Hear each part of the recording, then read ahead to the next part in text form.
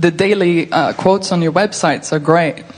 On your website, because you made my day many times. I need it in the morning, and also I don't know Jerry and Esther really, but I think that they seem like really, really great people, and humble in every sense of the word, like every positive sense of the word. Because you could theoretically just like cater and be psychic to the stars, you know what I mean? Instead of us normal people. Their Appreciate that. desire is expansion of the message.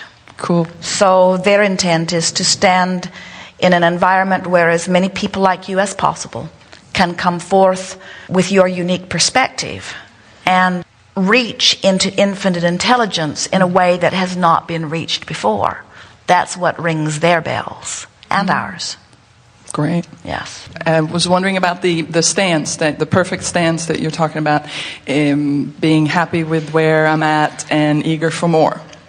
The problem that I have sometimes, not all the time, but it's and maybe it's all the time, but who knows, is that when I see someone who is further along with me than me, I can get jealous and envious, and then I'm not so happy with what I have, because then I kind of want what they have, and I don't want to begrudge other people their fortune. And even like with, for instance, famous people, when they end up in divorce, I kind of like relish a little bit on that their lives are not perfect, and I would like to be happy about other people's happiness rather than kind of relishing upon their unhappiness. And also I hear a lot of people's stories, and when they have something negative to say or something bad is happening to them, I kind of listen a little bit more than I do when they talk about, something great happened to them. Even though I've had both, but I don't want the one where I begrudge other people their happiness and fortune, because if I can be happy about their fortune, that would bring me my fortune. Well, earlier when you said happy where I am and eager for more. Right. So you can't be happy where you are and jealous of what somebody else is doing at the same time. No. Those are very different frequencies. And so it is really to your advantage to get happy, whether you do it for them or whether you do it for yourself. Very often we say to people, don't get feeling better about what somebody else is doing to do them a favor. Do it to do yourself a favor, because it's an adjusting of your own vibration. There are a number of things that we want to give to you about this, because you've stirred a lot up, and this is very important. A lot of people can relate to what you are talking about. So let's talk about this feeling of jealousy. When you are moving through your life and there are all kinds of things that life experience has helped you to realize that you want. So when you look out into the world and you see someone else living something that you want, often what it does is point out to you the distance between where you are and where you want to be. That's what that feeling of jealousy is. It's an activated awareness of the difference between my own desire and my own current vibrational offering. So moving up the emotional scale is necessary for you to be in a place where the discomfort of jealousy goes away. And when the discomfort of jealousy goes away, you also have achieved that energy balance or that vibrational alignment that is necessary before you can let in what you are asking for. So the first thing that we would say if we found ourselves feeling the discomfort of jealousy or negative emotion, whatever you want to call it, the first thing we would say to ourselves is, well, this is a good sign because it means I want something. But it also means that I'm not right now in vibrational alignment with whatever it is that I want. And I've got to become in vibrational alignment before I can let in what I want. Now, earlier, you may have heard us say that we want you to care so much about your own balancing of energy, so much so that we want you to leave everybody else out of the equation.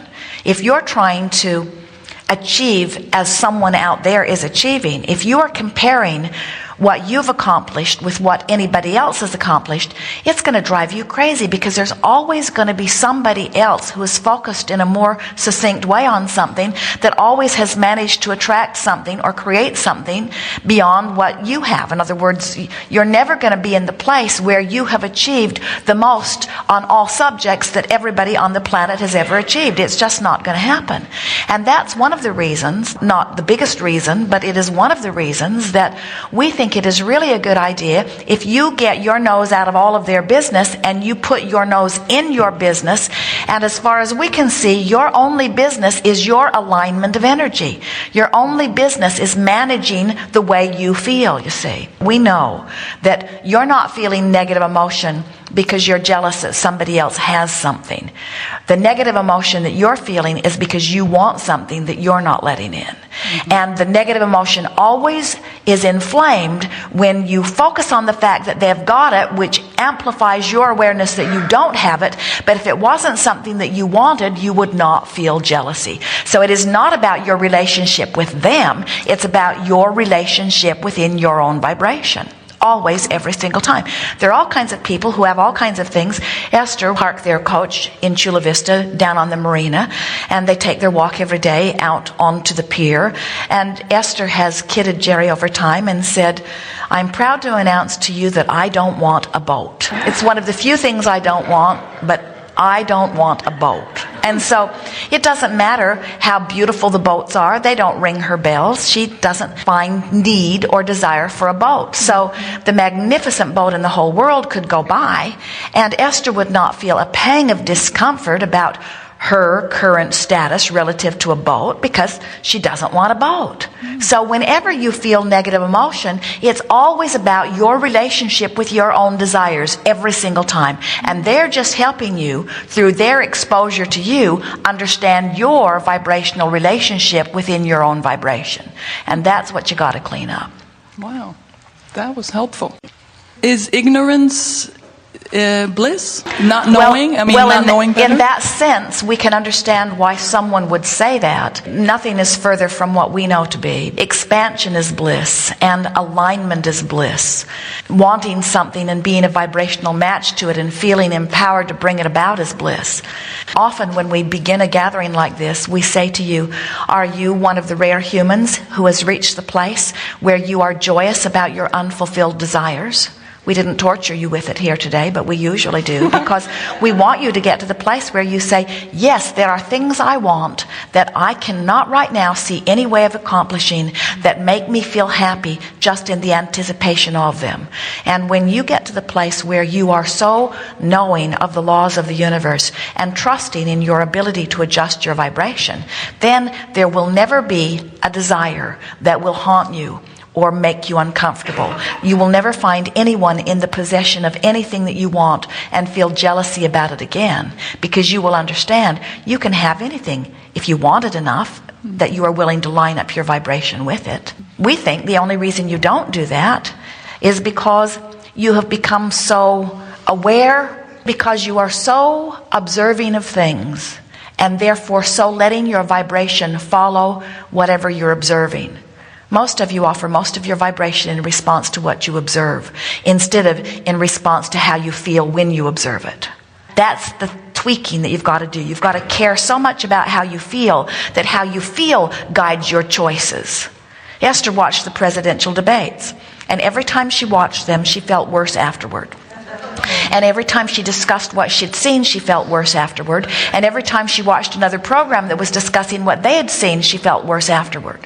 And her justification was, I want to be informed. Her justification was, it is interesting to me. And we say, if you use any criteria other than how I feel when I'm participating, as far as we are concerned, you're using faulty criteria. There are a lot of reasons to focus on a lot of things. But if you are wanting to be aware of what you are attracting into your experience, then using your guidance system and wanting to feel good is where it all starts. So, ignorance is bliss. What must that mean? That must mean I felt better before I knew that that thing that I want exists. But now I know it exists, and I know I don't have it. I feel bad.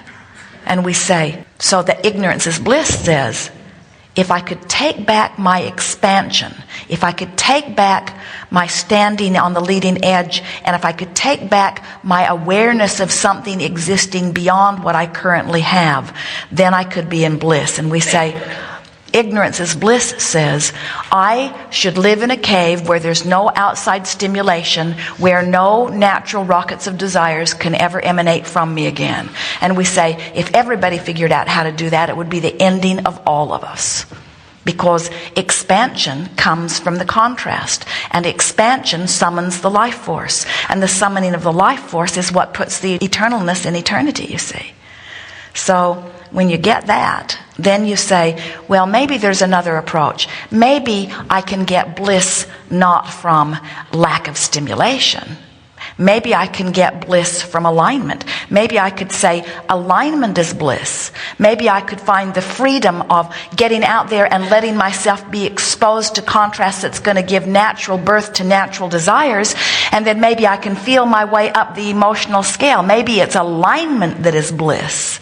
And we say every single time, alignment with the energy that is you and alignment with your own vibrational desires, that's what bliss is. Ignorance is in the way that it's meant there. And don't you think that's what they meant? Ignorance meaning, if I didn't know what I now know, then I wouldn't feel this angst that I'm feeling because somebody has stimulated in me a desire to have something that I haven't figured out a way to have. That's what we think is meant when someone coined that phrase. But there's no way we can find value in that statement. But it seems to apply more to something that I don't want. Like, let's see, I see some horrible situation of cruelty and I get appalled from that. Well, and then say, let's use a more productive word. Focus is bliss. Focusing upon what makes me feel good is bliss. And sloppily focusing anywhere that there is a squeaking wheel might bring me to my knees as I consistently look at the horror of things not wanted. Doesn't that mean to ignore what I don't want? You know what I mean? Yes, well, ignore is a powerful word. I'm going to ignore what I don't want, but we've never known anyone who could ignore that without focusing on that. Right. So we think that it is more productive rather than saying ignorance or ignoring. You think that is the root of that? Ignorance and ignoring, are they the same word? Maybe. Ignoring of this is bliss. Maybe. But we think it is more productive to say focusing on that is bliss. But it's really splitting hairs whether we talk about allowance or resistance. When we talk about moving toward allowing, we're talking about releasing resistance. And sometimes it is more productive to reach for the feeling of relief of leaving resistance behind than it is even to reach for the better feeling of allowing more, you see. So it's just words. You all just have to find your way of using your gut to feel when you're moving in the right direction. Trying to use someone else's coinage of words can be misunderstood. We've spent quite a while on that, and nobody really knows what the first person meant when they said it. We can speculate. We can talk about what we would mean if we said it. You can look into civilizations from the past. You can dig up their rules of how they said you should live, religious or secular rules. But in any case, it is poor guidance in relationship to the guidance that comes forth from within. Think about it. You are a focused being who comes forth from source energy, who has been moving through this time-space reality long enough that you have sent infinite desires into your future experience that are out there percolating and preparing themselves for you. And now, when you follow your guidance and you let the things that you think be the things that feel as good as you can find, and you let the things that you focus on or observe be the ones that feel as good as you can find, and you let the things that you think about from your past be the ones that feel as good as you can find, then you are deliberately putting yourself in alignment with these things that you want that are held out there for you in vibrational escrow. We would say deliberate creating is bliss. We would say knowing what I'm doing is bliss. We would say knowing that I can feel good no matter what is bliss. We would say leaving behind the bondage that comes with believing that something can happen and make me feel a horrible way that I have no control of. We think the releasing of that would be bliss. We think being in creative control of my own experience is bliss. We think discovering that I can focus in a certain way that makes me feel good, or I can focus in another way that makes me feel bad, and knowing the difference and having the wherewithal to discern and choose would be bliss. We think understanding all of this would make us feel bliss anywhere we stand, because we would understand that no matter what we're looking at and how we're feeling about it, we can change it. We've got the power to change it. And when you feel that way, then you get more adventurous. Then you're willing to get out there into the world. Then you don't have to be ignorant to be blissful and blinded to be blissful and in a cave with no stimulation of thought to be blissful. You can be out there on the leading edge, riding the wave and the current of all of that fast-moving energy. That's bliss, you see. Really it is. You are finished? Yeah, I guess so. Okay. We think the best of what we have for you has been given. Okay. Yes. All right. Then I'm finished. Yes, Thank indeed. you very much. Yes, indeed.